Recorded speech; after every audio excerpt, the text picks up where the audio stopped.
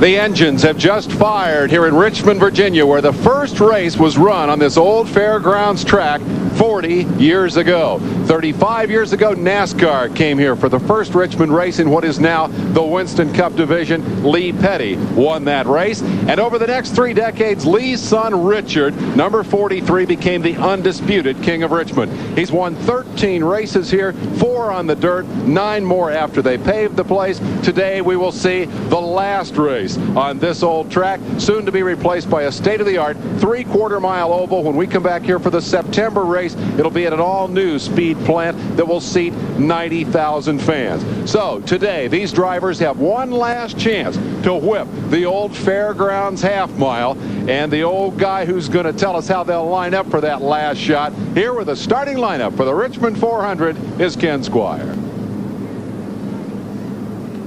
From the cradle of the Confederacy, here's the starting lineup of the Richmond 400. On the pole, Morgan Shepherd for the 5th time in his career, and the 2-time winner of the event, Dale Earnhardt. In row 2, it'll be Neil Bonnet, 4th place at Daytona last week, and Rusty Wallace. For row 3, from Greenfield, Wisconsin, Alan Kowicki and the Bandit, Harry Gant. Going to row 4, from Batesville, Arkansas, with the Roush Ford, it's Mark Martin and Jeff Bodine. And in row 5, the 5-time winner of this race from Randall, North Carolina, Richard Petty and Terry Labonte. In row 6, the 1980 champion, carrying one of our onboard cameras today from Franklin, Tennessee. It'll be Darrell Waltrip in car number 17. And there you see Darrell ready to go to work. Beside Darrell is Benny Parsons, the 1978 winner in car number 90, the Don Levy car out of Virginia.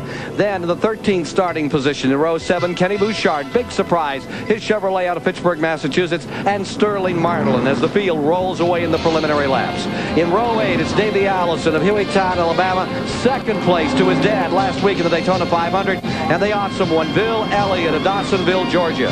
Going to row 9, Phil Parsons, carrying our 2nd onboard camera, is there in car number 55 out of Denver, North Carolina, and alongside from Jackson, Mississippi, Lake Speed. Row 10, from Chemung, New York, Brett Bodine is ready for business. And beside him, from Midland, Texas, Bobby Hillen Jr. In row 11 this afternoon, from Spanaway, Washington, Derek Cope. And from Chesapeake, Virginia, Ricky Rudd. For row 12, it's Brad Teague of Johnson City, Tennessee, and the King, or rather the King's son, Kyle Petty of Randall, North Carolina. Then in row 13, Bobby Allison, Hueytown, Alabama's great champion of this event on 3 occasions, and Michael Waltrip of Owensboro, Kentucky. In the 14th row, it'll be Buddy Baker and Dave Marcus, the winner of this race on 2 occasions in 82 and 76. Then in row 15, Jimmy Smut Means of Huntsville, Alabama, in the Eureka Pontiac, and Dale Jarrett.